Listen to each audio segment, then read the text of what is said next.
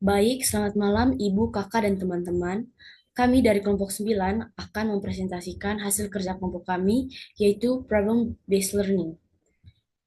Pada tugas kali ini, kami diminta untuk mengangkat masalah dari dunia nyata, kemudian diselesaikan menggunakan persamaan diferensial biasa dan menggunakan persamaan beda. Untuk persamaan diferensial biasa, kami mengangkat masalah terkait simulasi proyeksi pertumbuhan populasi kendaraan bermotor di Kota Kupang. Kemudian, untuk persamaan beda, kami mengangkat masalah terkait bagaimana sisa hutang seseorang dalam waktu tertentu pada saat melakukan kredit handphone di sebuah toko. Untuk penjelasan selanjutnya, saya akan serahkan ke teman kelompok saya, yaitu Ovin.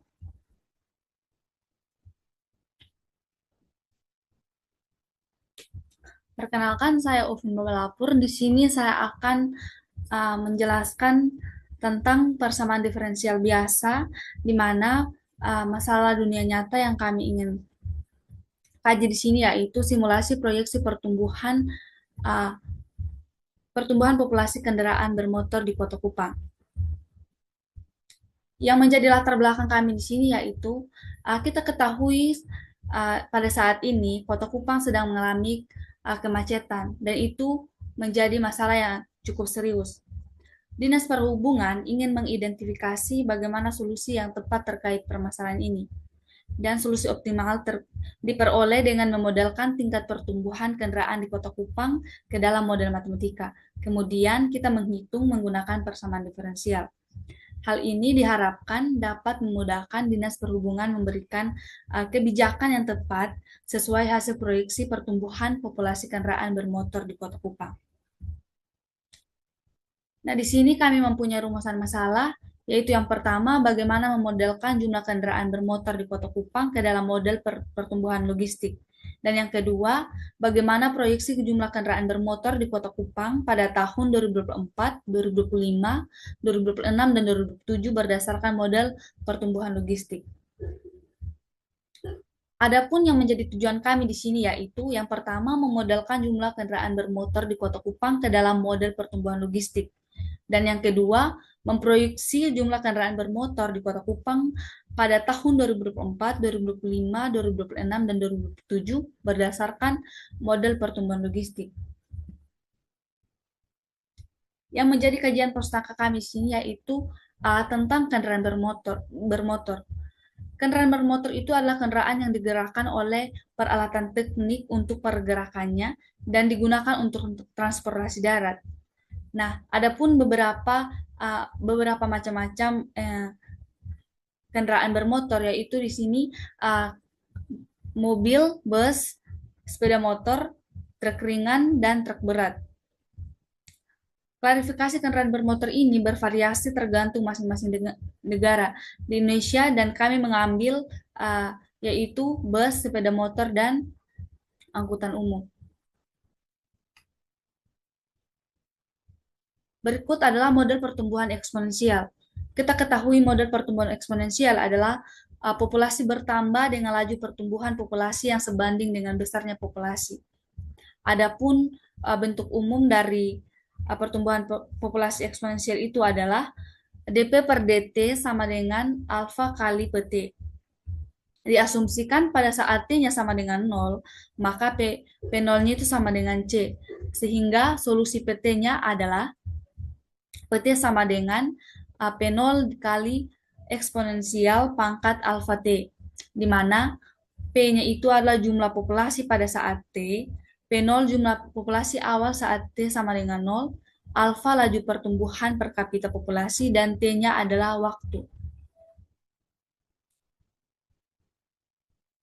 Kita masuk dalam model pertumbuhan logistik. Model pertumbuhan logistik ini adalah model penyempurnaan dari pertumbuhan eksponensial.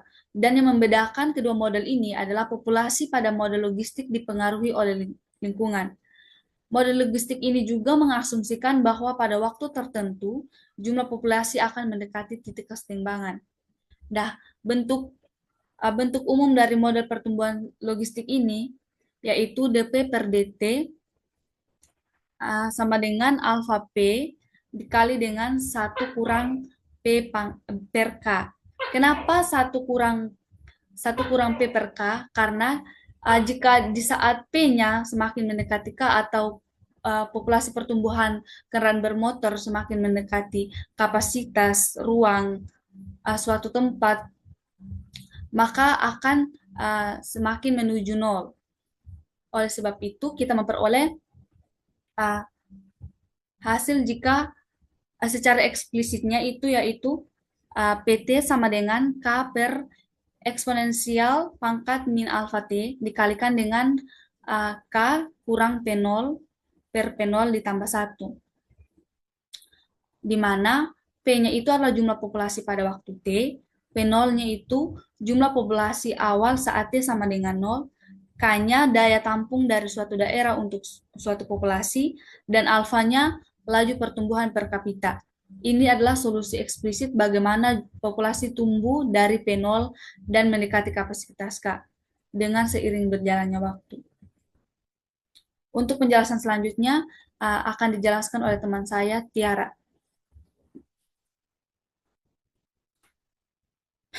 Baik, eh, untuk perhitungan kali ini, di slide sendiri sudah kami paparkan terkait terkait data kendaraan bermotor yang kami ambil dari Badan Pusat Statistik dari tahun 2015 sampai tahun 2023. Sumbernya teman-teman bisa lihat sendiri di slide. Nah, kemudian grafiknya adalah sebagai berikut. Dengan sumbu X menyatakan waktu T dalam waktu T dalam tahun, kemudian sumbu Y merepresentasikan jumlah kendaraan bermotor dari tahun 2015 sampai tahun 2023. Langkah selanjutnya yang kami lakukan adalah mengkonstruksi model populasi logistik di atas. Yang pertama adalah tentunya populasi bersifat kontinu terhadap waktu. Kemudian, kapasitas daya tampung kendaraan bermotor atau K secara maksimal di Kota Kupang kami asumsikan secara mandiri. K pada kasus kali ini atau daya tampung kami asumsikan yaitu sebesar 275.000 kendaraan bermotor.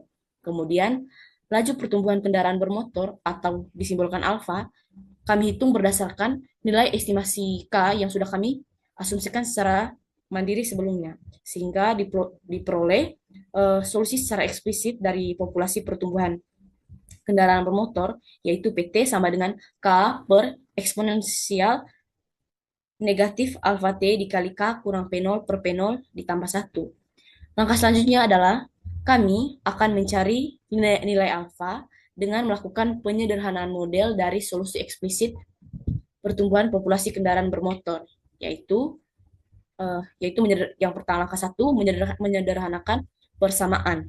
Di dalam hal ini, kami mengalihkan kedua ruas dengan eksponensial negatif alfa T dikali K kurang P0 per P0 ditambah 1 sehingga diperoleh hasil seperti ini. Kemudian langkah kedua adalah kami akan mengisolasi eksponensial. Dalam hal ini, kami memisahkan suku yang memuat eksponensial ke dalam ruas kiri, kemudian suku yang tidak mengandung eksponensial ke dalam ruas kanan. Langkah yang ketiga adalah kami melakukan transformasi dalam bentuk logaritma. Hal ini bertujuan untuk menghilangkan bentuk eksponensial dari persamaan di atas. Kemudian selanjutnya, kami modifikasi bentuk tersebut untuk mengekspresikan hubungan dalam bentuk ln P per K kurang P dari persamaan sebelumnya.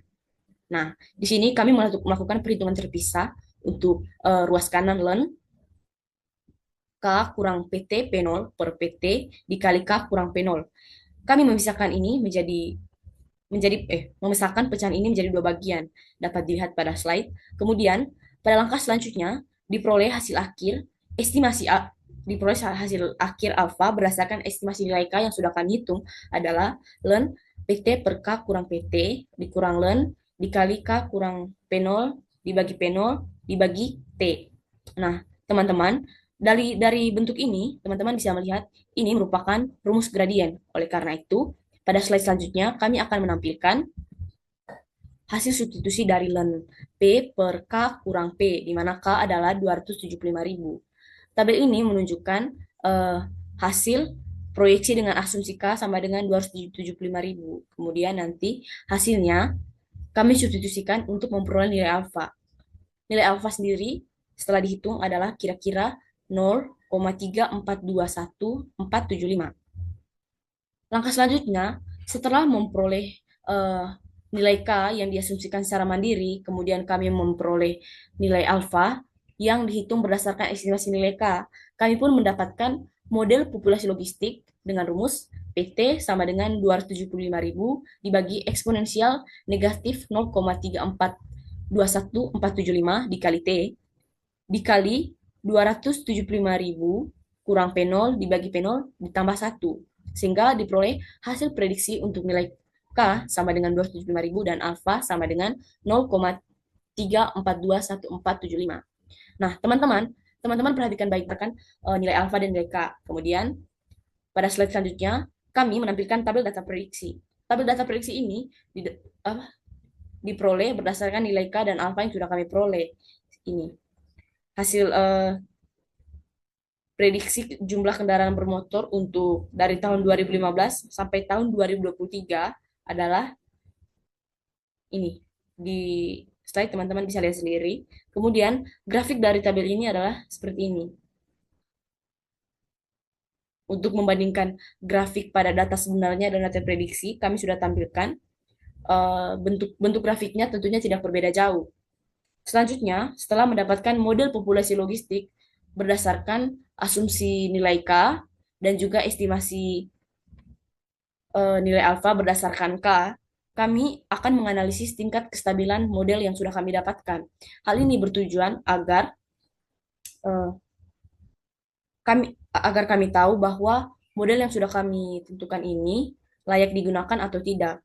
Untuk menganalisis kestabilan ini sendiri, kami menghitung errornya, di mana rumus error adalah data sebenarnya dikurang data prediksi dibagi data sebenarnya, kemudian dimutlakkan.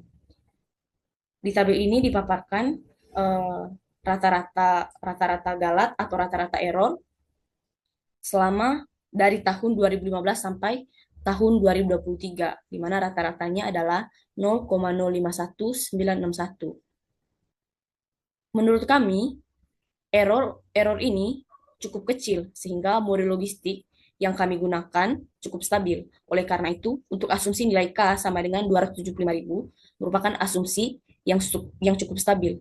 Oleh karena itu, untuk menghitung hasil proyeksi pertumbuhan kendaraan bermotor tahun 2024, 2025, 2026, dan 2027 berdasarkan model yang sudah kami buat, yaitu diperoleh pada saat tahun 2024 atau T sama dengan 9, jumlah kendaraan bermotor di Kota Kupang sebesar 267.436.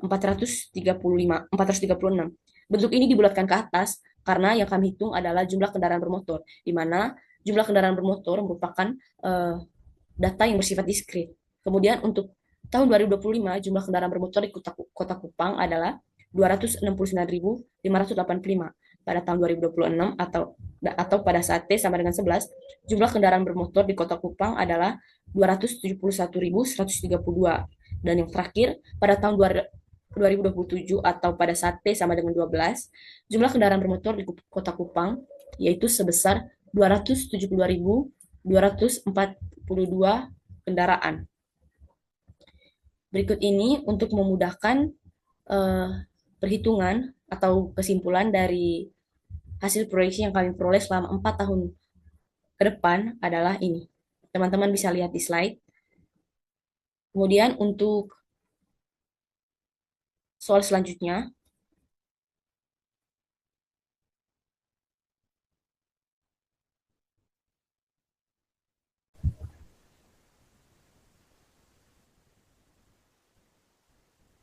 baik, untuk kasus yang kedua terkait dengan persamaan beda.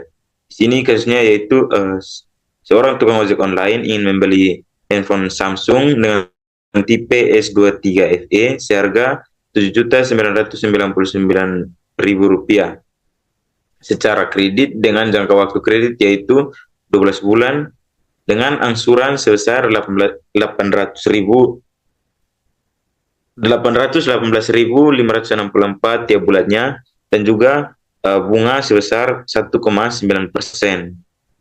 Di sini yang ditanya yaitu berapakah sisa utang pada bulan ke-7.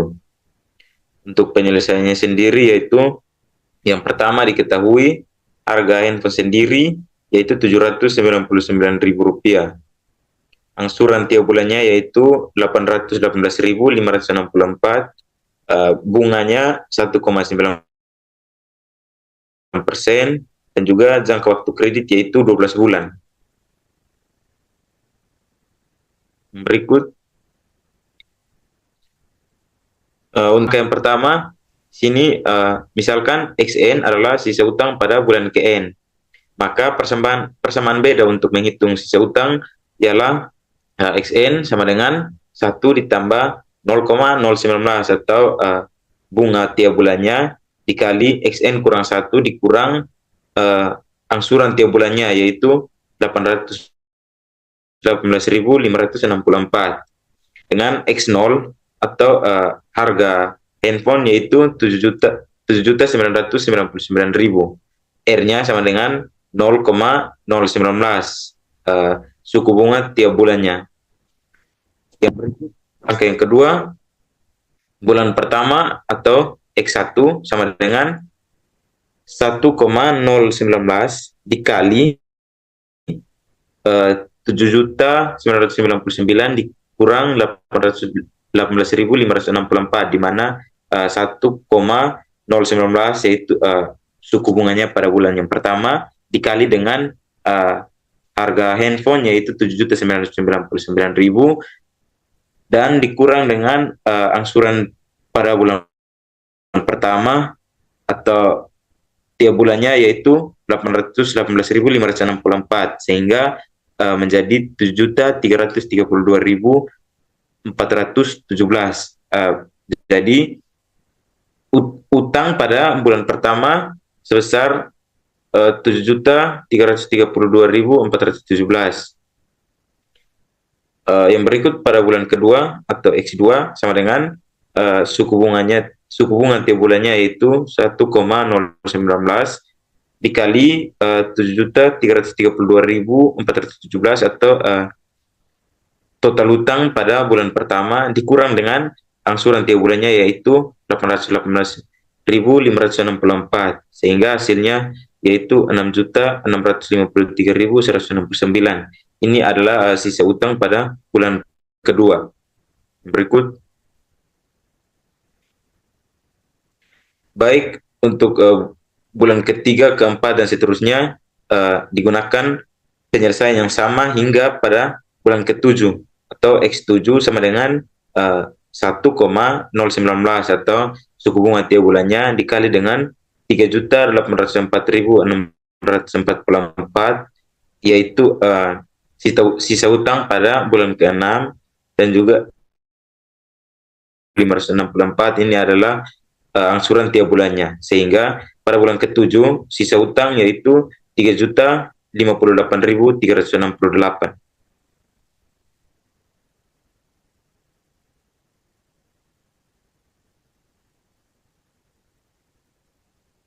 Baik, dalam tabel ini bisa kita lihat N atau bulan pertama hingga bulan ke-7 sisa utang dapat dilihat dalam tabel.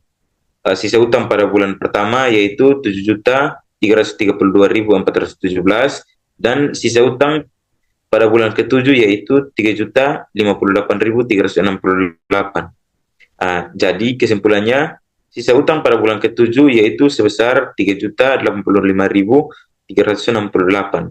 Sekian. Baik, sekian hasil presentasi dari kelompok kami.